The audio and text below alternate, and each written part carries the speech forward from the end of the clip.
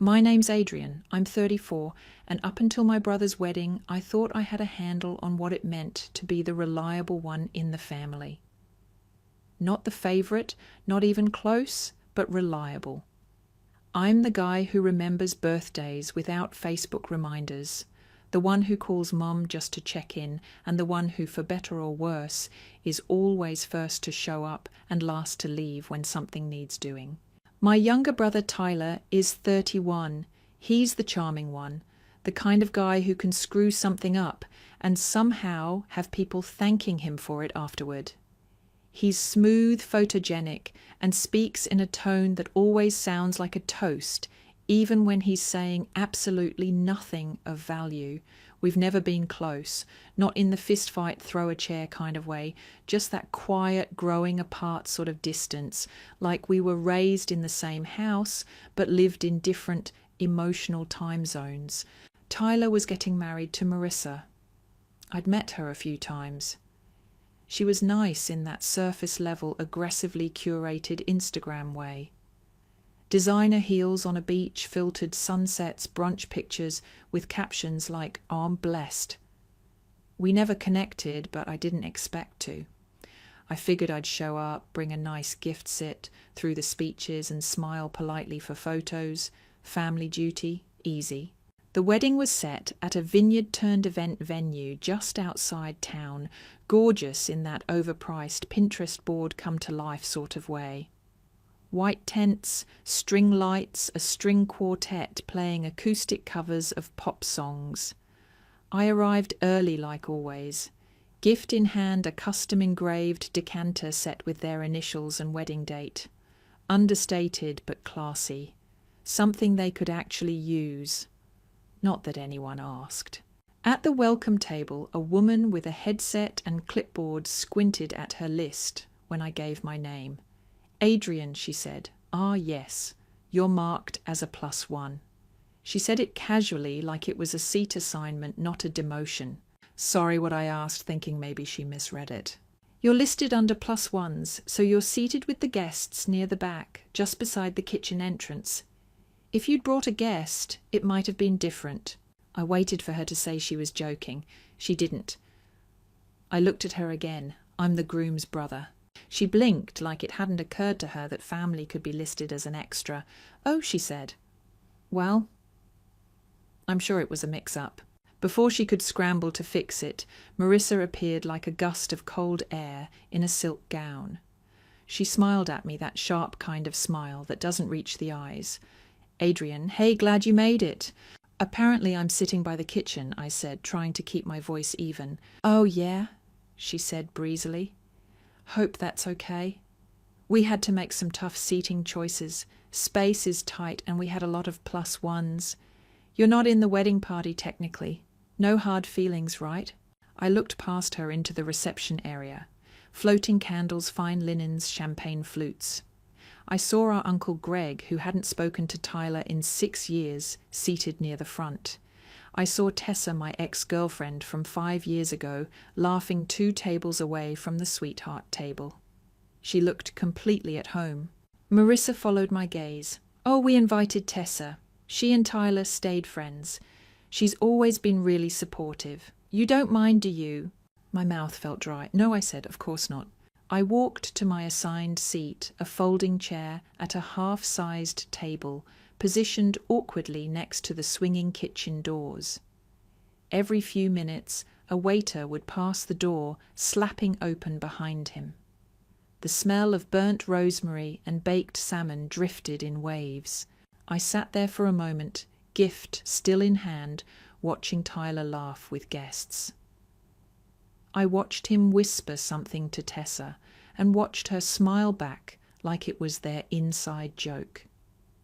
I watched the engraved box I'd wrapped with care get stacked haphazardly off to the side with a dozen others, forgotten, unimportant. And I realized something. This wasn't a mistake. This wasn't an oversight.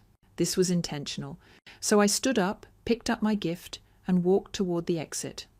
No drama, no scene. Just a quiet exit from a family story where I'd never been the main character.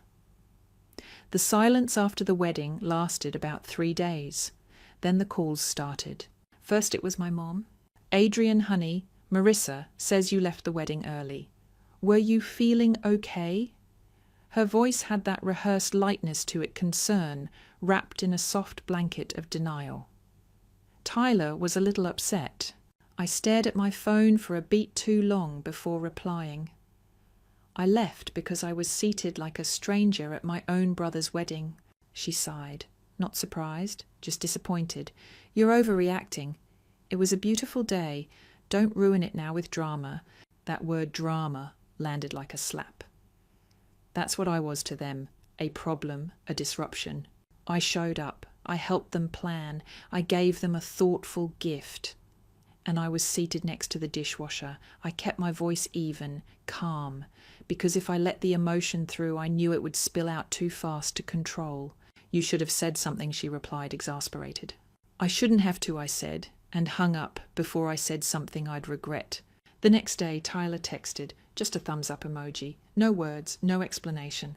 It was followed by a group message from our dad. "Family BBQ this weekend. Everyone expected. Tyler and Marissa hosting." Expected? I stared at the message, thumbs hovering. The word stuck with me. Not invited, expected, obligated. The thing is, I'd been playing my role for so long it felt unnatural not to comply. I was always the one who brought extra chairs, who showed up early to light the grill, who stayed late to help clean up. But suddenly, none of that felt earned, it felt assigned. Like I'd been cast in a part I never auditioned for.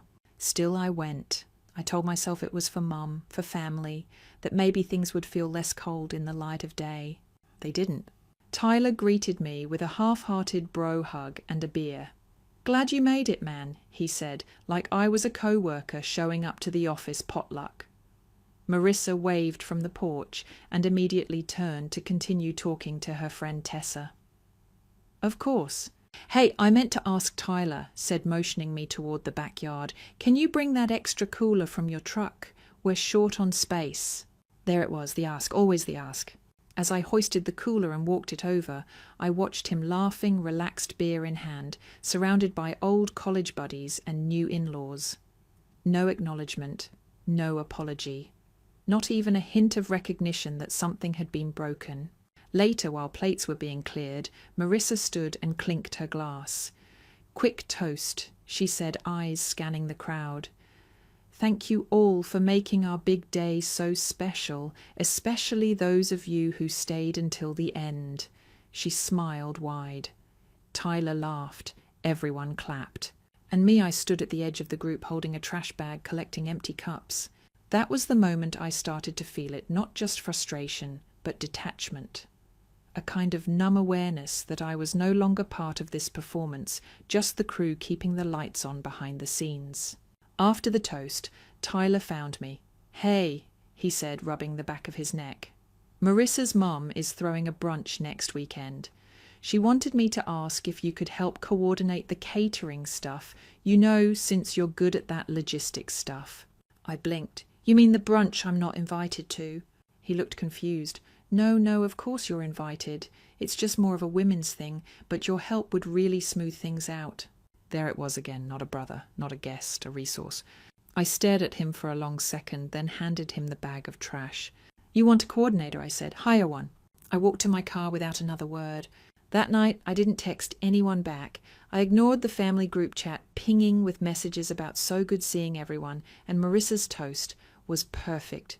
I sat on my couch, lights low, laptop open, rereading a contract I had helped Tyler draft when he launched a freelance gig 2 years ago. He didn't remember that now. He'd called it a favor between brothers then. But now I saw it for what it really was. Another line on a long list of unpaid debts. And for the first time in years, I wasn't angry about it. I was just done. Done being polite, done being useful, done being the folding chair by the kitchen in their lives. It was time to start folding up some of those expectations and walking away. It was the brunch that finally broke me. The one Marissa's mother was hosting for the ladies. The one I was technically invited to help with, but not to attend. That subtle insult might have been just another paper cut on the pile, if not for the message I got 2 days before the event. It was from my bank. This is a courtesy alert that a joint transaction has been requested involving account FutureXXXX. I froze. Joint account. There was only one account like that, still open, an old family emergency fund I'd set up years ago after Mom had her surgery. I was the primary holder, but I'd left Mom and Tyler listed as limited access users just in case. I'd forgotten it even existed. I clicked through. $3, $200 had been withdrawn, and it wasn't for medical bills or home repairs. It was a charge from White Willow Estate, the same high-end venue where Marissa and her mother had booked the post-wedding brunch. I called the venue directly. "Hi, this is Adrian. I'm calling about a charge from your location that was processed under my name." The woman on the line sounded pleasant at first. "Oh yes, that was the final balance for the Chinwinters brunch. Beautiful setup, by the way. You're listed as the billing contact." I stared at the wall like it might make this make sense. "I never authorized that. Can you send me a copy of the invoice?" She hesitated. Sure, just give me a moment." When the PDF landed in my inbox, my stomach turned. The brunch had been billed to me, the entire thing. And in the notes section, caterer discount courtesy of Adrian C. Family Contact. They'd used my name, my relationships, my professional discounts, and paid for it with money from an account I hadn't touched in years. Money I had saved in case Mom had another surgery, or in case Tyler finally ran out of ways to escape his own messes. I called Tyler. He answered on the second ring. "Hey man, I was actually going to call you." "You took money out of the emergency fund," I said flatly. There was a pause. "Oh, right, about that." "You didn't ask. You didn't even tell me." "It was a group thing. Mom said it'd be fine. Mom doesn't have access to approve withdrawals." "You knew that." "Well, Marissa's mom offered to host but wanted help covering it, and since you weren't coming anyway, I figured you wouldn't mind." I stood there, phone clenched tight in my hand, heart pounding. "You figured I wouldn't mind." My voice dropped to a growl. "You listed me as the billing contact, used my name with my vendors, and pulled $3,000 out of an account you haven't contributed to in years, and you figured I wouldn't mind." "It's just brunch," he said, voice defensive now. "You're acting like we robbed a bank." I laughed short and bitter. "No, Tyler. You robbed me. You used my money, my name, and you didn't even bother with a phone call, because that's who I am to you, right? The fixer, the wallet, the helper, the guy who sits by the kitchen while your ex gets prime seating." Silence. I could hear him breathing. Then finally, "Don't make this bigger than it is. It's not like we're asking you to pay for the honeymoon." "Oh, you're not," I snapped. "You already did that too, remember? You asked me to fix your travel plans after everything. You're unbelievable." "Adrian, come on. We're family. That account was for emergencies and—" "This is an emergency," I said, finally feeling the fire in my gut rise. "An emergency of respect, of boundaries, of decency." Another long pause. "I'll pay you back," he muttered. "No," I said. "You'll shut it down, the account. I'm closing it, and I'm done with all of this." "You're seriously overreacting." I stared at the floor, feeling a calm I hadn't felt in months. "Tyler, I paid for your mistakes. I covered for your screw-ups. I showed up when no one else would. And not once did you treat me like an equal. I was always the spare, the placeholder, the help." I heard a door close in the background. He was pacing, probably looking for an excuse. But I wasn't finished. "You want to play house with your perfect wife and her curated brunches. Fine, you do that, but don't expect me to keep playing the support role in your little production. I'm walking off the stage." He scoffed. "What are you saying?" "I'm saying I'm done. Done waiting for an invitation to matter. Done offering support that gets spun into obligation. Done cleaning up after people who never noticed I was cleaning in the first place. Adrienne, no more group chats. No more family favors.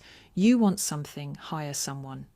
Because the brother you used to lean on, he's not available anymore." And I hung up. Then I opened my laptop, logged into the bank, closed the account.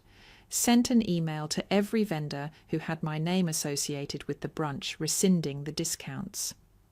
I explained that they had been used under false pretenses. I offered to pay any adjustment fees. And then I sent one final email to my parents. Subject no longer the spare son. I won't be attending any future family events. I won't be responding to messages that avoid accountability.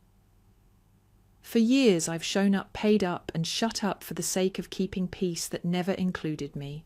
This isn't about a chair or a brunch or a wedding. It's about being seen, being valued, and I refuse to live my life feeling like an afterthought anymore. I'm not angry, I'm just done. That was it. No dramatic exit, no screaming match, just silence. And for the first time in years, it felt like peace. It took less than 24 hours for the fallout to start. My mother called first. I didn't answer. She left a voicemail that began with a sigh and ended with, "You know, Adrian, families don't just walk away when things get hard."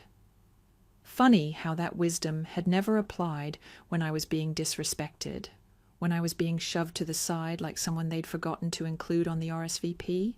Next came a text from Tyler. "Dude, seriously, you're cutting off your own family over one brunch grow up?" I stared at the message for a long time before I deleted it. No response. I wasn't going to argue my value anymore. I wasn't going to explain why respect wasn't optional. Then came the email from my dad. Short, cold. "Adrian, your mother is upset. Tyler is embarrassed. I suggest you rethink this drama you've started before it does real damage to the family dynamic."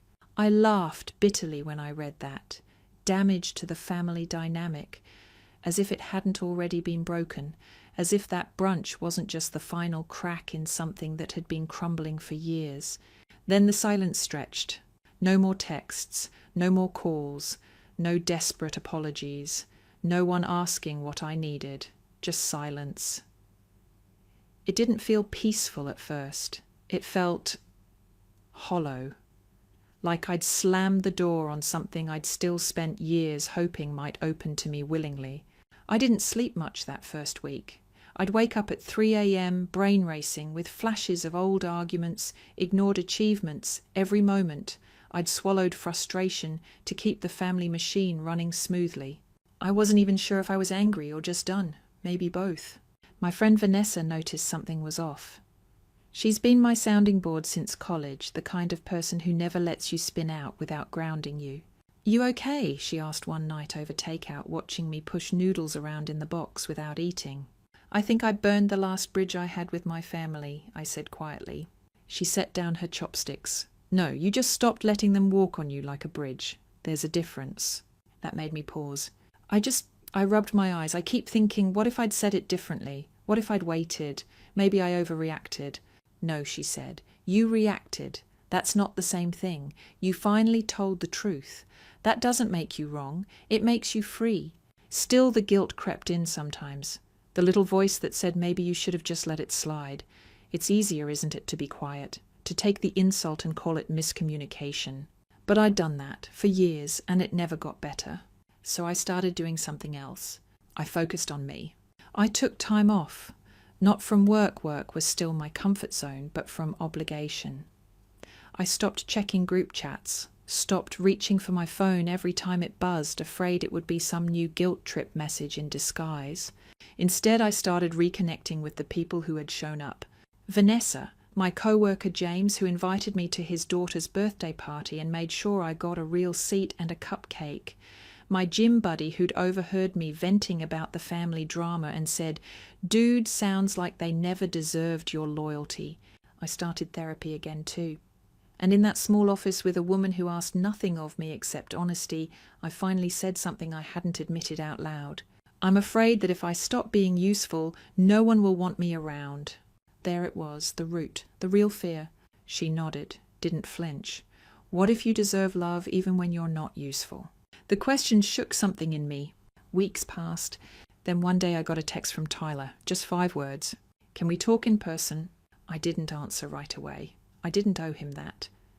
But after a few days, I agreed. We met at a neutral spot, a quiet park bench near the river, where we used to ride bikes as kids. He showed up late, dressed in a wrinkled shirt, looking tired. "Hey," he said. I didn't respond, just waited. "I wanted to say I read your email, and I've been thinking about everything." "Okay," I said. He shoved his hands in his pockets. I was a jerk. You're right. I used you, took you for granted. I let Marissa treat you like a placeholder because it was easier than standing up to her. I told myself you were fine because you always act fine. I said nothing. I miss my brother, he said quietly. That cracked something in me, but not enough to fully open again. You didn't just let it happen, I said. You chose it over and over. I know. We sat in silence. Wind in the trees. Children laughing in the distance. I'm not going back to how things were, I finally said. I can't. I won't.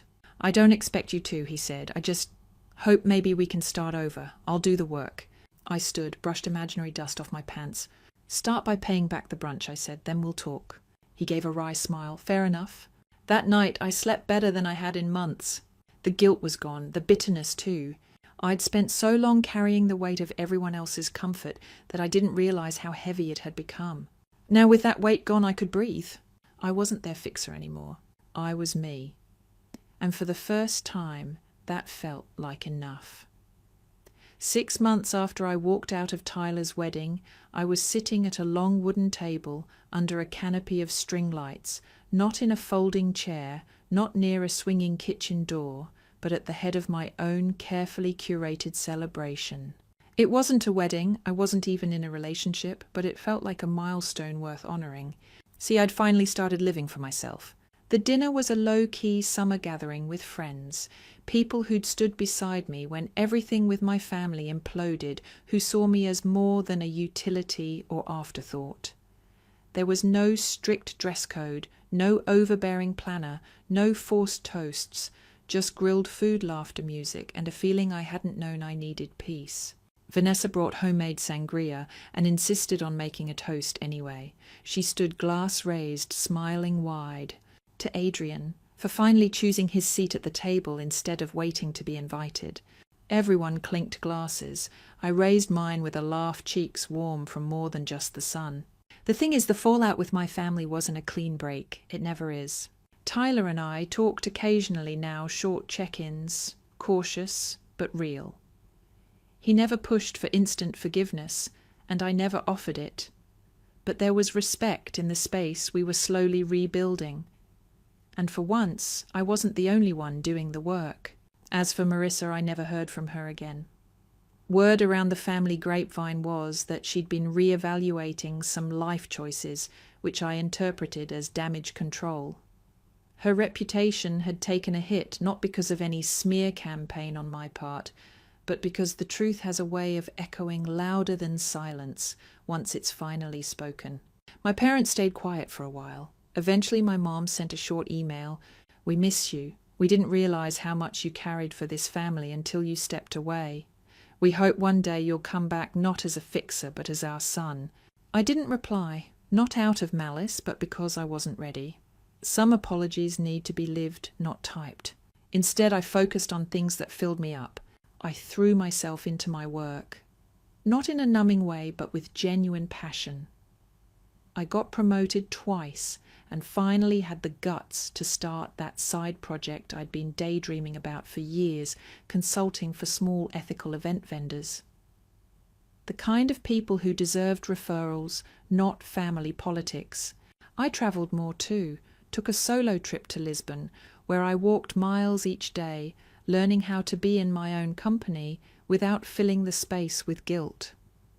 On one of those walks, I sat in a sun-drenched cafe courtyard and wrote down something that became a kind of mantra.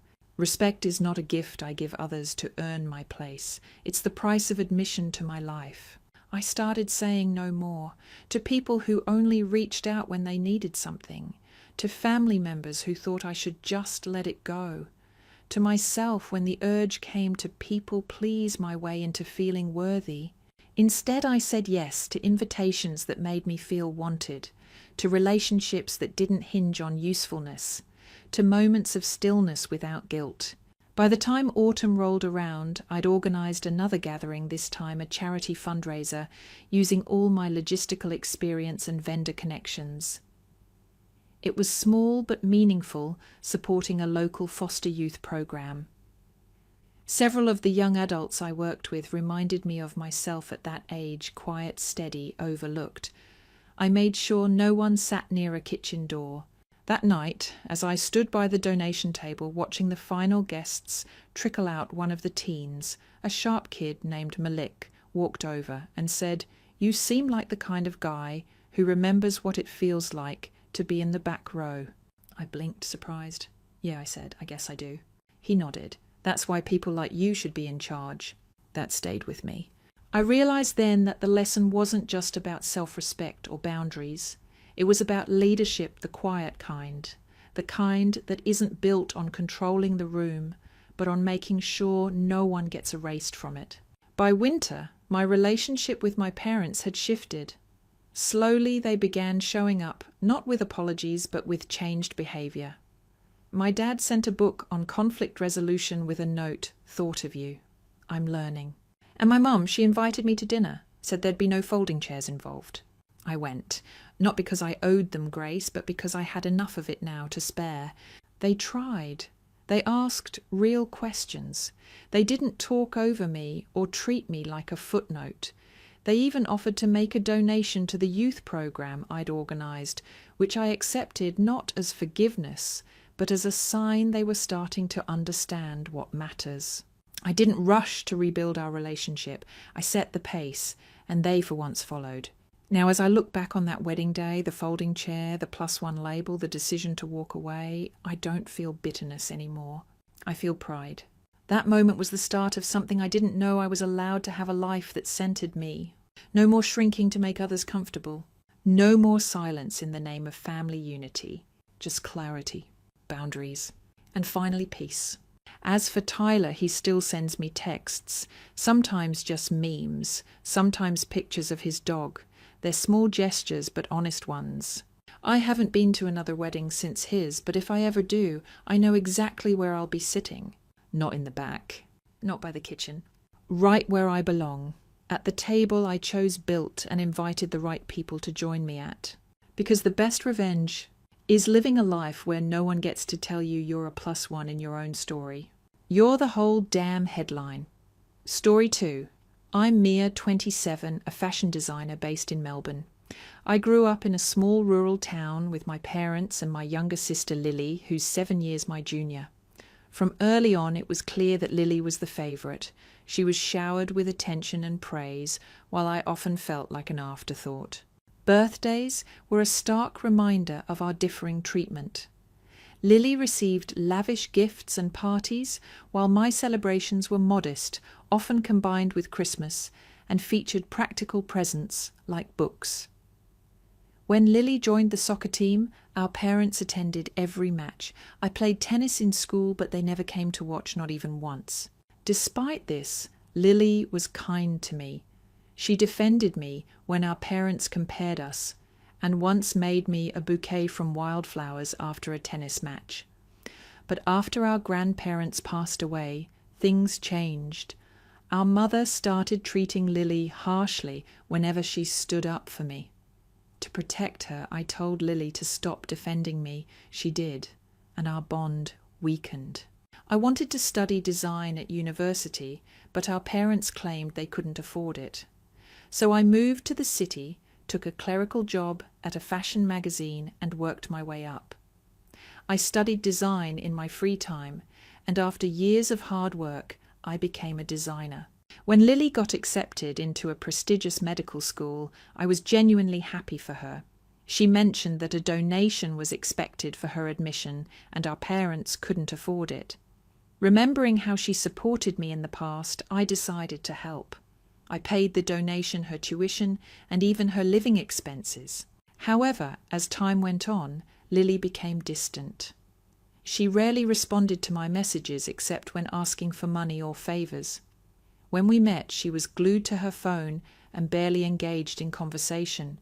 One day, during a dinner, I tried to make light conversation about our parents. Lily looked at me coldly and said, "Of course I'm a medical student, and you're just a high school graduate designer. Mum and Dad aren't worried about you." Her words stung. I had worked tirelessly to build my career, and yet she belittled my achievements. She continued, "Mum and Dad say it's embarrassing that their eldest is just a high school grad. They say I should take care of you so you don't get jealous. I was speechless. The memories of our parents' constant comparisons flooded back. I felt dizzy and heartbroken. Lily left the dinner without another word. At the end of the year, I planned a dinner to celebrate my promotion. When I told our parents, they insisted I bring Lily home. I agreed, hoping for a pleasant evening. But when we arrived, they had organised a party to celebrate Lily's medical school acceptance. They ignored me entirely. During the party, our mother announced, "Today we're here to celebrate Lily's acceptance into medical school." I was shocked. This was supposed to be my celebration. I tried to speak up, but my father stopped me. Lily began boasting about her achievements, and our parents joined in belittling me in front of everyone. "It's embarrassing that Mia is just a high school graduate," our mother said. I couldn't take it anymore. I put down my drink, grabbed my coat, and left. As I walked to the bus stop, I felt a mix of anger, sadness, and betrayal. I had supported my family financially and emotionally, only to be treated with disdain. I decided then and there to cut ties with them. A few months later, Lily called me asking for money for her second-year tuition. I reminded her that I had already paid for her first year and the donation. She insisted our parents couldn't afford it and told her to ask me. I refused. I had sacrificed enough. My parents and Lily continued to contact me, but I ignored their messages. Eventually, I blocked them all. From relatives, I heard that Lily had to take out loans and work part-time to cover her expenses. Balancing work and studies proved too much, and she eventually dropped out. Our parents, facing financial difficulties, tried to reach out to me, but I remained firm in my decision. I focused on my career, taking on high-profile projects, and even planning to start my own business. For the first time in years, I felt free and at peace. After that winter night, I didn't look back. Blocking their numbers was easy. Living with the silence was harder, but not unbearable. In fact, it became peaceful. The thing is, when you're raised to be the quiet one, the fixer, the background support, the silence feels familiar. For the first time, though, it wasn't a cage. It was space. Space to breathe, space to think, and finally space to grow. I kept to myself. I poured everything into my work. Fashion design had always been my dream, but now it became my lifeline. I rose fast at the new firm, faster than anyone expected. My bosses started handing me lead projects and eventually international ones. For the first time, my name was being spoken in circles that once felt like a fantasy. Vogue Asia, an invite to Paris Fashion Week, offers to collaborate with boutique brands in Tokyo. It all started happening at once. My salary tripled. I moved into a small but sunlit apartment closer to the city centre. I even bought a real espresso machine, something my parents would have called unnecessary once upon a time. But I'd earned it, every bit of it. Still, some nights I'd lie awake wondering what it would have felt like to have someone from my family say, "I'm proud of you." A few months after I cut ties, I heard from a cousin, Jamie, one of the only relatives who'd ever been neutral, maybe even kind. They reached out through email. "Just so you know," Jamie wrote, "your name came up at Aunt Kim's birthday party. Your mum was telling people you moved overseas and stopped calling."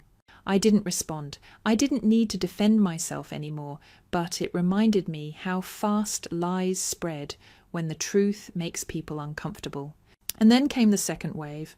Ashley failed several courses. She'd apparently taken on too many hours at a part-time job to cover her living expenses. Without proper support or time to study, she'd fallen behind. Eventually, she dropped out. The girl who once called me unqualified and uneducated had returned home not as a doctor, but as someone broken by her own arrogance. I found out through a neighbour, an older woman who'd always liked my designs and once asked me to alter a dress for her daughter's wedding. "They're not doing well, Mia," she said when she bumped into me near the local train station. Your sister, she's different now, angry, withdrawn. And your parents, well, they're tired. I nodded but didn't ask for more. Weeks later, I got a letter, not from Ashley, not from my parents. It was from a lawyer. Apparently, my father had lost his job after a public incident on the train. My mother had disappeared soon after. No one knew where she'd gone. The lawyer explained that my parents were on the brink of eviction and had no income. They were trying to reach out through any channel left. The letter was polite, but clear they were desperate. It's strange how quickly things unravel when the glue holding everything together steps away. I sat with the letter for a long time. I didn't cry. I didn't get angry. I just sat there staring at it like it was written in another language. The same man who once told our neighbours I was just wasting time in the city was now asking me indirectly for help. But I didn't reply. I wasn't being cruel. I was being honest with myself. For years I had sent money out of obligation. I had swallowed insults, shrugged off dismissals, and bent myself in half just to feel like maybe one day I'd be good enough for them. But that day never came. It wasn't coming now either. You can't save people who see you only as a wallet or a backup plan. You can't carry an entire house on your back when the people inside are too proud or too blind to see you're breaking. In the spring, one of my dresses was featured in a major campaign. It was hanging in windows up and down Swanston Street. I stood across from one of the displays one afternoon, coffee in hand, watching strangers pause to admire the design. It felt surreal. Not because it was my work, but because I had made it here on my own. That same week, I started studying again. Quietly, no announcements, no fanfare, just night classes and online modules in business administration. My plan was simple: finish this course, launch my own studio build, something that was mine from the ground up. There was no Ashley to tell, no parents to ask permission, no one to question my ability. I still carry the weight of what they said, what they did, but I carry it differently now, not as shame, as armor. I don't know what Ashley does now. I've heard whispers that she refuses to work, that she spends most days online or in her room, that the house is falling apart both physically and emotionally. My father hasn't found work since the train incident. The shame of it seems to keep people away. As for me, I no longer look back when I leave my apartment. I walk forward. Every step is mine now. Time kept moving like it always does, quietly, steadily. The world doesn't pause for broken families or old wounds. It just turns. Spring melted into summer. The city shimmered with heat and my work kept growing. My designs were finally getting the recognition I had dreamed of years ago when I worked from that tiny desk in a shared flat. Now I was finalizing blueprints for my first solo collection under my own name, simple, elegant, and honest, just like I wanted my life to be. There were days when a familiar ache would pass through me, usually while I was pinning fabric or walking home past a bakery that smelled like the one from our hometown.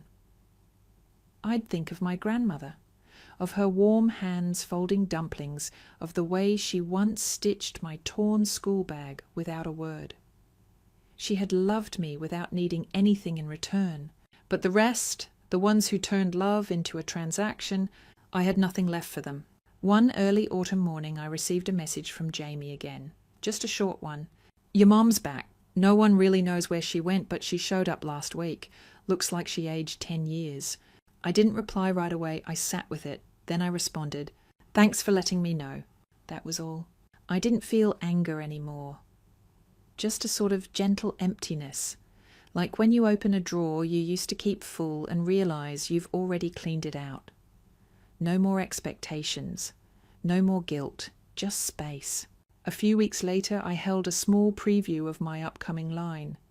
It wasn't a runway event, just a quiet gathering in a converted warehouse with a handful of industry friends, clients, and 2 of my old mentors from the design house. I wore one of my own pieces that night, soft grey silk with clean seams, No labels, just intention. That evening, as I stood near a display and watched a young intern nervously sketch notes in a corner, I saw myself in her. Eyes full of hope, hands trembling a little with every line. She caught me looking and straightened up. "Sorry," she said. It's hard not to feel out of place." I smiled. "You're exactly where you're supposed to be." She exhaled like she'd been holding her breath for weeks. Later, she asked me about the name of my collection. "Why red ash?" she said. I paused. "It's a tree," I told her. "Grows in harsh places. Burns bright in the fall." She nodded slowly. Maybe she understood. Maybe she didn't. But I did. That night, I walked home alone. The air was cool and the sky above the buildings looked like charcoal dipped in pink. For a long time, I believed peace had to come from forgiveness, from family healing and dramatic apologies. But I know better now. Peace isn't loud. It's choosing your own path even when they mock it. It's saying no and meaning it. It's growing something beautiful from the ashes, not because anyone gave you permission, but because you decided your life was worth building. Weeks later, I got one final message from Ashley. No number, just a forwarded email from an old address. It read, "I'm sorry for everything. I don't expect anything in return. Just wanted to say it." I didn't reply, not because I wanted revenge, but because I had already moved on. Some apologies arrived too late to change the course of the river. The house I came from still stands, but it's no longer my home. I learned that home is built in the choices we make, in the lives we create when no one's clapping. Mine is stitched from quiet courage and small victories. In the end, I didn't need them to believe in me. I learned to believe in myself. And now when I walk forward, the wind carries nothing behind me. Only the sound of my own footsteps. Story 2. My name is Maya Thompson, and for the first 13 years of my life, everything was simple. My dad Michael was my hero, always full of life, turning our tiny apartment into a world of adventure. My mom Linda was more reserved, often dreaming of a bigger house and a more glamorous life. Despite their differences, our family felt whole. Weekends at Grandpa Joe's Victorian house were the highlight of my childhood. He'd share stories of Dad's youth, teach me about saving money, and make the fluffiest pancakes. His home was a sanctuary filled with love and history. When I was 13, Dad fell ill. At first he joked about losing weight, but soon the diagnosis came: pancreatic cancer. Within months, he was gone. Mum was devastated, retreating into herself, leaving me to navigate my grief alone. Grandpa Joe stepped in, offering me a place in his home and heart. Living with Grandpa became my new normal. He supported me through school and life, filling the void left by my parents. Mom's visits were rare and distant, her eyes always elsewhere. A year after Dad's death, Mom reappeared vibrant and excited. She introduced me to her fiancé Mark and his daughter Lily, who was 3 years younger than me. They were moving in together, and I was to return home. But home had changed. My room was now Lily's, redecorated and unrecognizable. Mom was enamored with her new family, showering Lily with attention and gifts I'd only dreamed of. I became a shadow in my own life, watching from the sidelines as they built their perfect world. The wedding was modest, but Mom was radiant. I stood as a bridesmaid, unnoticed, while she introduced Lily as her beautiful daughter. Grandpa gave them a generous wedding gift, but Mom wanted more. She wanted his house. He refused, reminding her that it was my home now. Over the next 4 years, I learned to disappear. I spent most of my time at Grandpa's, avoiding the coldness of Mum's new family. When I got accepted into State University to study finance, I was thrilled. But Mum had other plans. She and Mark decided that my college fund set up by Dad would be better used for Lily's education. I was stunned. That fund was my last connection to Dad, and they were taking it away. I stood up for myself, refusing to let them erase me completely. Graduation came, and only Grandpa was there to cheer me on. That night, I packed my things and moved back into his house, leaving behind the life that no longer included me. College became my escape. I thrived in my studies, calling Grandpa every evening to share my successes. But as time passed, I noticed changes in him. He was slowing down, his energy fading. He assured me it was just age, but I worried. Then came the call I dreaded. Grandpa had passed away. The funeral was a blur, and Mum was conspicuously late. After the service, I returned to Grandpa's house, only to find my belongings tossed onto the lawn, the locks changed. Mum stood in the doorway, claiming the house as hers, dismissing me as if I were a stranger. I gathered my things heartbroken and returned to my dorm. A week later, I received a call from a law firm. Grandpa's will was to be read. I attended unsure of what to expect. To everyone's surprise, Grandpa had left everything to me, the house, his savings, all of it. Mom was furious, threatening legal action, but the will was airtight. I returned to the house with legal documents in hand, changed the locks, and packed up Mom, Mark, and Lily's belongings, placing them on the porch. When they arrived, I stood my ground, refusing to let them back in. Mum accused me of betrayal, but I reminded her of all the times she had chosen them over me. That was 6 months ago. Now I'm finishing my degree, renting out the house to a lovely family, and building a future that honours the love and support Grandpa gave me. He believed in me when no one else did, and I carry that belief with me every day. Some chapters are painful, but they teach us resilience. And sometimes the family we choose is the one that truly matters. College became my sanctuary. I immersed myself in studies determined to honour my father's legacy. Majoring in finance, I found solace in numbers and theories, each equation a step away from the chaos I'd left behind. Grandpa Richard's weekly calls were my anchor. He'd listen patiently as I recounted lectures and projects, his pride evident in every word. However, during my final semester, I noticed a change. Grandpa's voice, once robust, grew faint. He'd pause mid-sentence, catching his breath, and occasionally forget our conversations. Concerned, I began visiting more frequently, each trip revealing more signs of his declining health. He'd dismiss my worries with a chuckle, attributing it to old age.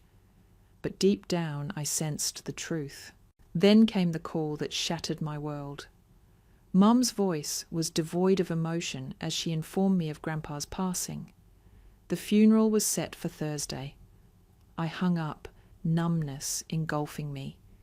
The man who had been my pillar, my guide, was gone. Tick-tock. The funeral was a blur. I arrived early, seeking solace in the familiar surroundings. As the service commenced, memories flooded back, Grandpa teaching me to ride a bike, his stories of youth, our shared laughter. Midway through, Mum, Robert and Emma made their entrance, dressed impeccably, faces masked in feigned grief. They sat at the back, avoiding eye contact. Post-service. I returned to Grandpa's house seeking comfort, but what awaited me was a nightmare. My belongings were strewn across the lawn, some damaged, others missing. The locks had been changed. Mum stood at the doorway, a smug expression on her face. Etherington's solicitors. "This is our home now," she declared. "You have no place here." I was speechless. The house, my sanctuary, had been claimed without remorse. Gathering my scattered possessions, I left heartbroken. A week later, a call from a law firm summoned me for the reading of Grandpa's will. I attended, expecting nothing. To my astonishment, Grandpa had left everything to me, the house, his savings, all of it. Mum's face turned pale, her plans unravelling. She protested, threatened legal action, but the will was airtight. Empowered, I reclaimed the house. With legal documents in hand, I changed the locks and removed Mom and her family's belongings, placing them neatly outside. When they returned, outrage ensued. Mom accused me of betrayal, but I stood firm. "This is my home now," I stated. "You made your choices. Now face the consequences." They left defeated. In the quiet that followed, I found a letter from Grandpa hidden in his study. His words resonated deeply, reaffirming his love and trust in me. He believed in my strength, my resilience. With renewed determination, I vowed to honor his legacy, building a life rooted in love, respect, and integrity. After the dust had settled and my mother's car disappeared from the driveway for the last time, I stood there at the front porch, keys in hand, staring at the door Grandpa once opened for me 1,000 times. The house wasn't quiet. It spoke. Old floorboards sighed under my feet, and the light through the stained glass window pooled on the living room rug like it used to when Grandpa sat there reading the paper. His coat still hung behind the door. The kettle still whistled if I let it boil too long. This place, though empty of people now, was full of him. I stayed up late that first night reading through Grandpa's documents, ledgers, even his old college notes. It was his way, keeping everything in perfect order, thinking ahead, preparing for the unexpected. On the inside cover of one leather journal in faded pen, he'd written for Carla someday, and below it, do what they never expected. Build a life they can't undo. So that's what I did. I spent the next weeks organizing the house. I sold off old furniture to cover basic upkeep. I packed away memories with care. I kept every photo, every letter, every tool Grandpa once used. I made his study my own. I made the kitchen smell like it did when he taught me how to make cinnamon tea. And I turned the upstairs guest room, Emma's old claim, into a study space. A place for books, silence, and breath. The financial account Grandpa left had enough to secure me for a while, but I wasn't about to let that money sit idle. I spoke with a financial advisor. I took my classes online until graduation. I even registered a small LLC, hoping to consult one day on community-centered financial literacy programs. Grandpa always said knowledge without sharing is just a locked box. And the house, I didn't stay in it alone for long. A friend of mine from University Maya had lost her apartment after her landlord jacked up rent. I invited her to stay with me, no strings. She became like a sister, not one given by blood, but one chosen in spirit. We'd drink tea in the mornings and watch thunderstorms roll over the street at night. The house felt alive again. Not like before, not the same, but something new. As for Mom Robert and Emma, word got back to me through a cousin that they were crammed into a one-bedroom apartment on the edge of town. Robert lost his job not long after the fallout. Emma, now 16, dropped out of her ballet program. Too expensive, too inconvenient. Mom started calling relatives again, offering stories, excuses, half-truths about how ungrateful I'd been. I didn't respond. Not when the letters came. Not when Emma messaged me through an old group chat saying, "You really ruined everything you know." Not even when my mother left a voicemail crying, asking for help paying rent. That door was closed, but I wasn't bitter. I was learning what it meant to break free and what it meant to grow. Not all families are meant to be mended. Some are only meant to teach you how to survive. I graduated summa cum laude that spring. Grandpa's name sat heavy on my heart as I walked across the virtual stage. I printed the certificate and framed it, placed it beside his photo in the study. A few weeks later, I held a small gathering at the house, just friends, classmates, people who helped me along the way. We laughed. We played old soul records. I gave a short toast to those who came before us and saw more in us than we saw in ourselves, to the ones who handed us a shovel and told us to build even when the ground was rocky. The room clinked glasses. Maya squeezed my hand. And for the first time in years, I felt full, whole, not because I had won anything, but because I hadn't let them break me. You see, like the old people say, in my hometown, blood doesn't always bind.